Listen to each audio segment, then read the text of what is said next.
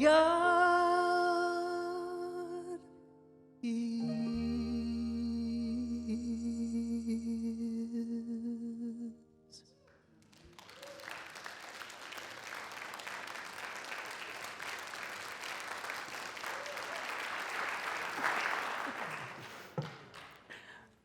I don't need to talk, right? Because that's it. I mean, everything I talk about, that's it. That space where it is. Whew. So we are in week 3 of Discover Your Divinity. The books are available again in the bookstore, so feel free to pick one up if you would like. Linda Martellowitz, who is one of my dearest colleagues and companions on this journey. If you don't know who Linda is, she was the vice president of Silent Unity for many years. She wrote How to Pray Without Talking to God, and she wrote Divine Audacity, and she and I worked together to write this book. And not to toot my own horn too much or anything, but I will say this is the first book on affirmative prayer that Unity has printed since the 60s. It was desperately needed. Can I just say that? It was necessary, it was needed. And so the idea behind Discover Your Divinity is that God is, I am. So when someone like Deborah sings this and she inhabits it, and that was a prayer. Can you feel that? That was affirmative prayer. That was her inhabiting something, singing from the truth of what she knows to be absolutely true. And could you feel that sort of ignite your own awareness of who you truly are? And that's the whole point of affirmative prayer. The book is how many pages? That is the heart of it. To realign ourselves with the truth of who we actually are. And we get to do that in our own personal prayer life, and we get to do that with each other. We get to do what Deborah did. We get to hold that space for each other. And that is the place where transformation happens. That is the place where healing happens. That's how we actually are transformed. And when I am transformed and you are transformed, and we as a community come together and say, yes, we are willing to be transformed, then guess what? The world is transformed. And woo, does this world need healing? We have that much power. Just breathe into that for a moment, because I know it's all too easy to feel powerless in the midst of everything that might be going on in our own personal life, everything that might be going on in the world. And that is the point of affirmative prayer, to remember the truth of our spiritual authority. We realign with our true nature and consciously live from our divinity. And the heart of affirmative prayer, there's 5 movements to the process that Linda and I have laid out. The heart of it are these 3. God is, I am, therefore I can. Everybody say that. God is, I am, therefore I can. And I've had a number of people come up to me and say, that got me through my week. That got me through what was going on in my life, being able to just say, God is, I am, therefore I can navigate whatever is coming up in life. And so if you're looking at me like, whoa, just know that the 2 previous talks that I did are available on our YouTube channel, so you can watch those. But the heart of affirmative prayer is, let's say God is wisdom. That means I am wisdom, which means I can choose wisely and well. I can discern clearly. Can you feel how what we're doing is using a divine idea, which can be really airy-fairy, And we're creating a space for us to actually be able to live it, to live into it. So, we have been focusing quite a bit, actually, on the foundational principles, which really are God is.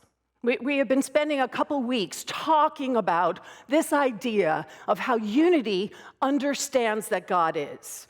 So we have been practicing how to recognize God. And what that just means is, how do we understand it? And most importantly, what would be useful right now? That's affirmative prayer. What would be useful right now? So we have the prime principle, oneness. There's only one power, there's only one presence, God is all there is. We have from the prime principle oneness, if there is only one, then we know that this godness, this allness, remember God is not a being, God is beingness. We have omnipresence, omniscience, omnipotence, meaning there's powerfulness everywhere. There is consciousness everywhere. There is the all-pervading presence everywhere. And how we hold, Linda and I hold, and I'm going to urge you to hold this too, is that we're moving away from the word good, because that makes God feel like there's also a bad somewhere, and we really struggle with that dualistic language as it is. And instead, we invite you into goodness, which is a state of being of good. Does that make sense to everybody? And goodness, how we understand it in unity, means there are no opposites. There's no antichrist. There's no devil. There is nothing that stands in opposition to the one power and the one presence. Because if there was, then it wouldn't be one power. So out of that goodness, we then have qualities of the divine, the 12 powers and divine qualities. So this is kind of a review of what we've been talking about. So again, if you're like, I want to know more about that, you can watch the 2 previous talks. So the qualities of the divine are how we recognize God. And I would say it's also how we make God useful. Because I don't know about you, but right, that bigness, the allness, like what do I do with that? What we're doing with the qualities of the divine is finding a way to actually recognize what would be useful to me right now. So we have qualities like creativity and joy and abundance and light and understanding and grace and harmony. When we are using and accessing these divine qualities, just like goodness, just like oneness, there are no opposites to it. There is nothing that can stand in opposition to these divine qualities. And then we, of course, in unity have the 12 powers. And the 12 powers, if you're like, wow, that's a lot, pick one power. And in the book, in the back at the end of chapter 6, I think, actually, there's a list of all the powers and how you can activate them within yourself. Pick one. Pick one power that you are going to practice and live into, because we can go back the other way. Every single one of these divine qualities will take us back to oneness. Can you feel that? It goes both directions. So it doesn't matter which power you pick, really. It's all taking you to the same space in consciousness. But our humanness needs something to kind of grab onto. So, from all of this, we talked last week about the creative process. These 3 terms all mean the same thing. Creative process, love, mind, action, and divine order. They all mean the exact same thing. If you are an old school new thoughter, you know law of mind, action. All right? The language is always evolving, because what we understand now is that it's not just our mind, it's not just our thoughts, divorced from our emotions and our body and our beingness, that is actually what needs to be part of this creative process. So, mind, idea, expression. And please remember, when I say mind, I mean all of you, not just what you identify as my head. We often separate it, right? My head, my heart. When we say mind, I want you to think everything. So we start off with mind, the biggest thing possible. It starts to get a little bit more specific, where we have an idea, an embodiment, a state of being out of that allness. And then the manifestation in time and in space, which happens through us. Because remember, what does affirmative prayer change? Us. It's changing us.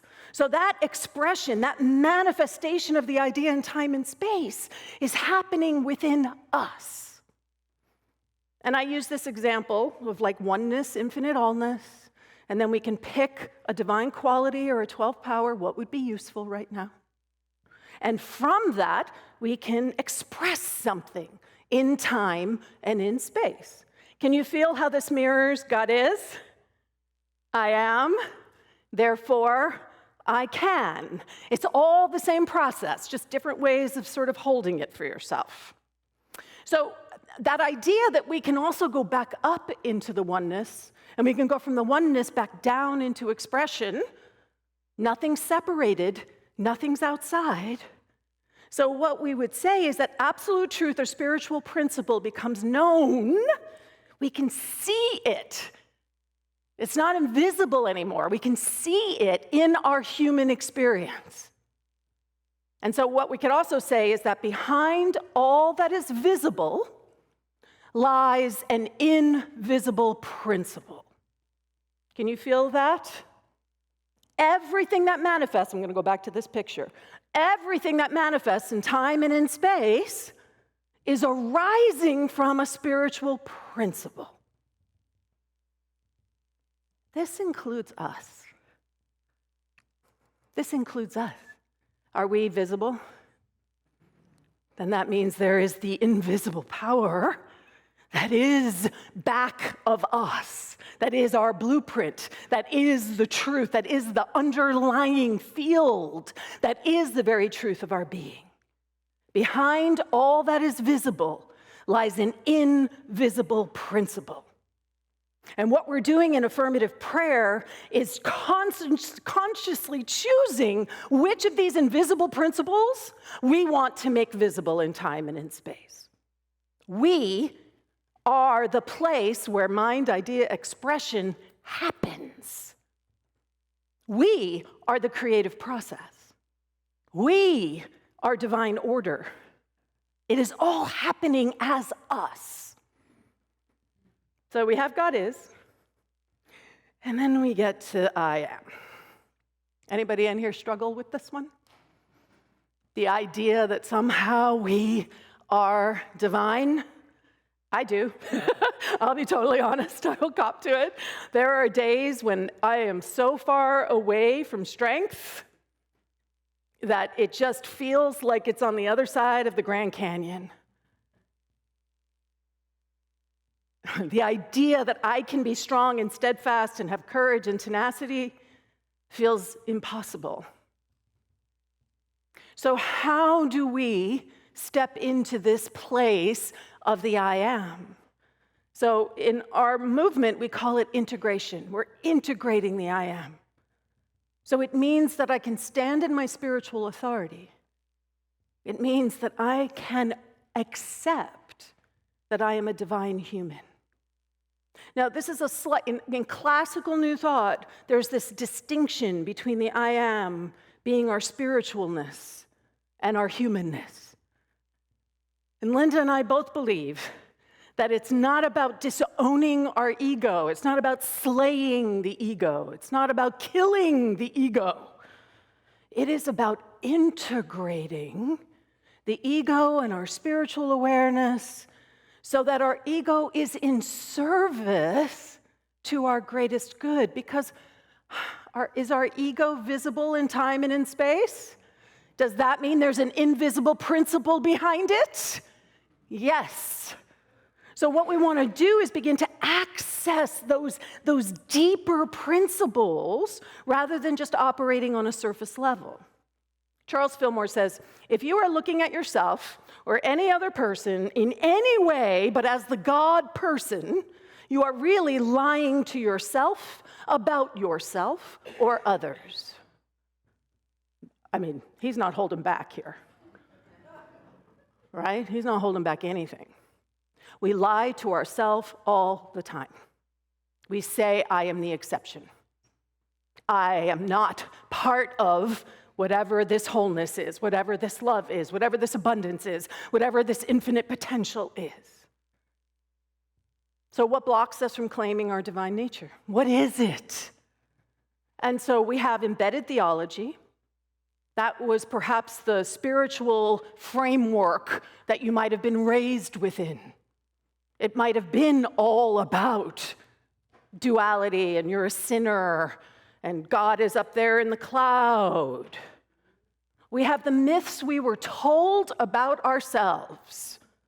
How many people in here grew up being told they were a bad girl, or a good girl, or you have to be a good girl, or all those myths that we were told as we were growing up?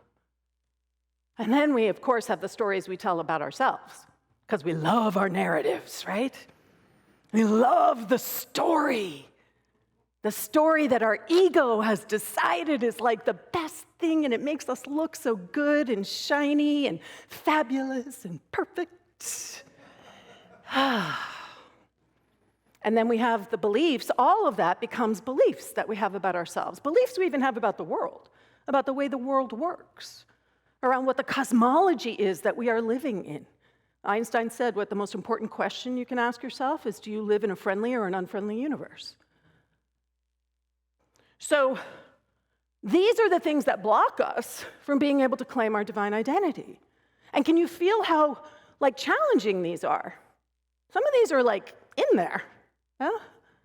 So here's my pitch. Come take the quantum living class on Saturday, because the whole process for quantum living is designed to help you break free of those myths, messages, and beliefs that you have internalized, that you somehow believe are active in your life.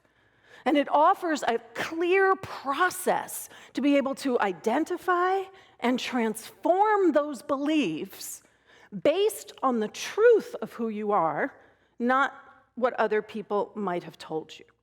So if you've taken the class before, it's totally free. Come on Saturday. Everyone who comes needs to buy a workbook, though. Even if you've taken it before, you got to start clean, right? You got to start with a clean workbook. And let me say this, no one is turned away. If the cost of the class is the obstacle to you discovering your divinity, wipe it away. If you are interested in this class, come and take this class, okay? No one will be turned away. This work is too important. Even if you don't have time to do the full 21 days with everyone, come to the Saturday class. Come and engage with the process, and know that, of course, I will be teaching it again. Because really the question is, and this is the thing I wrestle with all the time, somehow we think that by not claiming our divine identity, that we're being humble, that we're somehow, being a better person by not being so big for our britches. But who are we not to claim our spiritual nature? Who are we to deny ourselves a complete sense of self? To deny the spiritual self is like denying the air we breathe. It's invisible, and yet it's essential. And when you look at the epidemic of loneliness that is going on in this world, that is all about separation. Can you feel that? When loneliness is all about feeling separate. We have the antidote here. We do. We absolutely have the antidote to all of this. And some of the arguments that I've navigated as I teach this to other people is this idea that I can't be all of God. That's just like, whoa, how could I possibly be all of God? And what Linda and I would say is that just because you can't be all of God, does that mean that you can't be one aspect of God? Do you have to throw everything out because you feel as if the allness of God is too big for you? All all you have to do is pick one aspect of the nature of God, one principle in any moment. You never have to be the allness of God. Can we take a big sigh of relief? You just need to say, what one aspect am I going to say yes, I am to in this moment? What you recognize and integrate, you can realize. Can you feel how that flow works? There's a flow to the affirmative prayer process, right? It flows. So we start off with God is, and then we say, if God is that, then I am that. And if I know I am that, then whoa, I have all these possibilities available to me. Possibilities that I wasn't noticing, that I wasn't paying attention to. I can, I have, I know. Strength, if God is strength and I am strength, I actually can be strong and steadfast. I actually can have courage and tenacity. That is absolutely available to me to bring to whatever circumstance or condition or experience I find myself being buffeted by. I can access that. And here's the thing, if strength feels too far away, remember my Grand Canyon? Strength can feel too far away sometimes. Pick another one. Pick one that doesn't feel so far away. I mean, it's like it's that easy in some way to say, strength, that just feels like I can't be the I am of strength. But I actually can be the I am of wisdom. I can be that. I can feel that as being organic and real in my body, in my mind, in my belief system. And if I'm wisdom, then I know exactly what to do in order to feel capable. Yes? Everyone still with me? Realizing I can, I have, I know. This is the fourth movement in the prayer process. It's the awareness of what becomes possible. It's a new understanding arising, anchored in spiritual truth, not our human experience, anchored in spiritual truth. And that realization is I call it the aha moment, where all of a sudden we're able to see that something else is possible. Something that, when we start the prayer process, I don't know about you, but me, I usually start off really tight, and I can't see anything except my own suffering. That's all I can see in the moment. Or if I can see something else, like I said, it feels like it's all the way over on the other side of the Grand Canyon. The process is designed to quiet the human-only perspective and to bring the spiritual perspective into focus, into the picture. And then it is through realization that my humanness now gets to do something with it. It's how I make it real is through me. Realization precedes demonstration. A realization is the fulfillment in mind of an idea before there is a manifestation. Without the realization moment where we are realigned with the truth of our being in a brand new way, we cannot manifest. We call it trouble at the border. Can't get it into manifestation. Right? Can't actually make something show up in time and in space. Myrtle Fillmore says this, which I love. God is life. We make that life into living. God is love. We make divine love into loving. God is substance. We take the substantial reality and bring it through into the manifest world. We are the creative process. And we're doing it all the time. whether you're bringing consciousness to it or not. How many people in here have found themselves feeling like they're stuck in the same pattern again and again and again?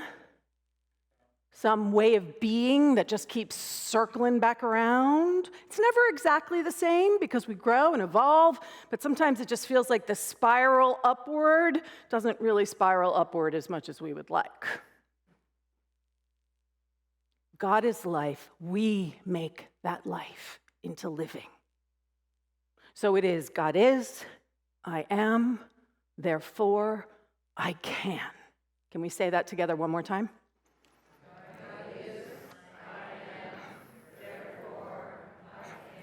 And can you feel how useful this all is?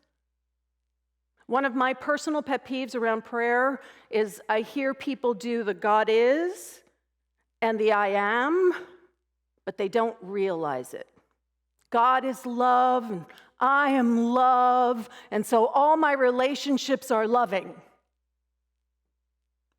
It's great, don't get me wrong, it's a great affirmation, all my relationships are loving, but where's the action of it? Where's the living into that space of love? So what I would invite you into is that God is love, I am loving, therefore I can show up as harmony in all of my relationships. Can you feel the difference? Between I am the harmonizing force of love in all of my relationships is very different than saying all my relationships are loving. Right? You can feel the difference. And this is the place where, you got to be willing to change. You have to be willing to not be the same person at the end of your affirmative prayer as you were at the beginning of your affirmative prayer. Somehow what we want is for us to start our affirmative prayer, and then we want the entire world to readjust itself to make it work out exactly the way we want it to. The adjustment of the world is within you. That is where transformation actually happens. So can you feel how all of this is anchored and rooted in our spiritual authority? And that is the gift that Unity and New Thought gives to the world. The idea that we have spiritual authority. I don't have spiritual authority because I'm a minister. That's not where my spiritual authority comes from. My spiritual authority comes from all the work I did to root out the things that were standing in the way of me being able to own my divine nature. And let me be really clear, I'm not done. I know that. I'm very aware that I am not done. My wife is very aware that I am not done. The board can be very aware that I'm not always done, right? But that's where we get to come together with each other, to hold each other as we grow and evolve and realize the truth of who we actually are. So let's take this into our time of meditation. Let's breathe into, whatever is arising for you, whatever is alive for you. And I'm going to invite, if you would like, I'm going to walk us through a brief guided meditation of God is, I am, therefore I can. So we breathe into that space, that place, and to the best of our ability, we allow stillness, we allow truth, we allow light, we allow love, just dropping down or rising up or just stepping into full beingness. We open into the infinite potential that is always there. God is always available. And just allow yourself to recognize the oneness, the wholeness, the infinite allness that is beyond words.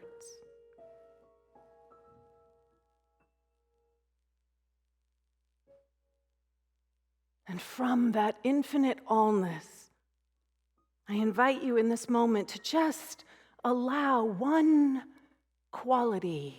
What is useful to you right now?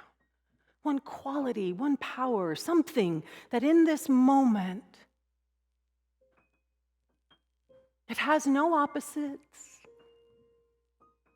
It is that divine idea. What would be useful in this moment?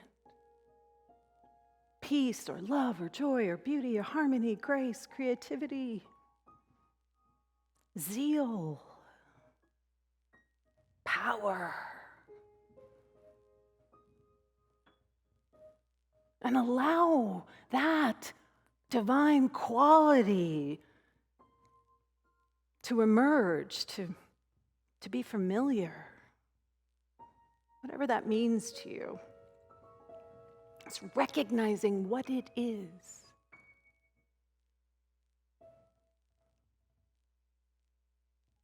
And then in this moment, the invitation is to allow it to be the truth of your being. To allow peace to be your very nature and name. To allow love or joy or beauty or creativity to be right here, right now. Allow yourself to be divinely human.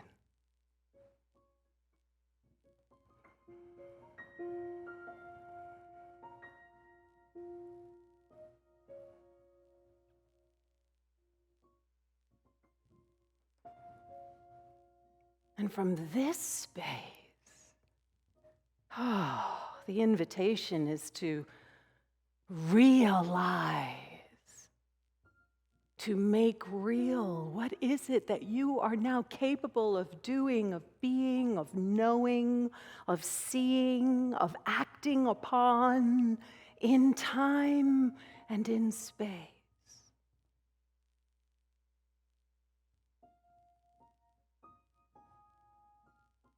And the invitation right now is we're going to rest in the silence as we allow, therefore I can, to emerge within us.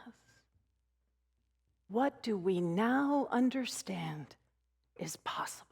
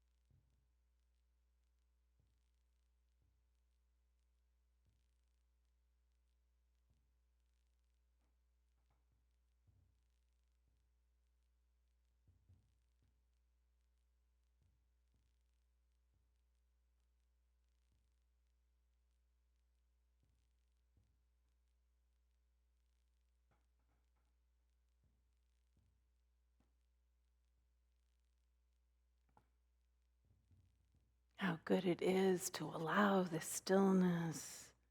And I invite you right now to just see yourself doing what it is you know you can do and be right now. See it playing out in your day. How are you changed?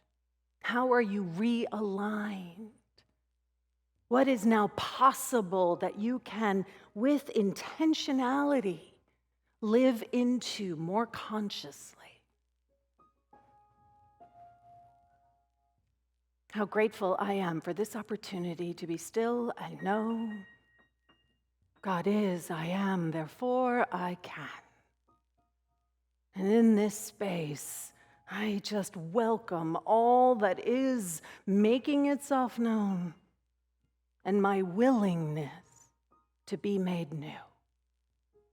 I release all that no longer serves, And I say yes to that which is arising, my true, divine, human beingness. And so it is. Amen. Ashe.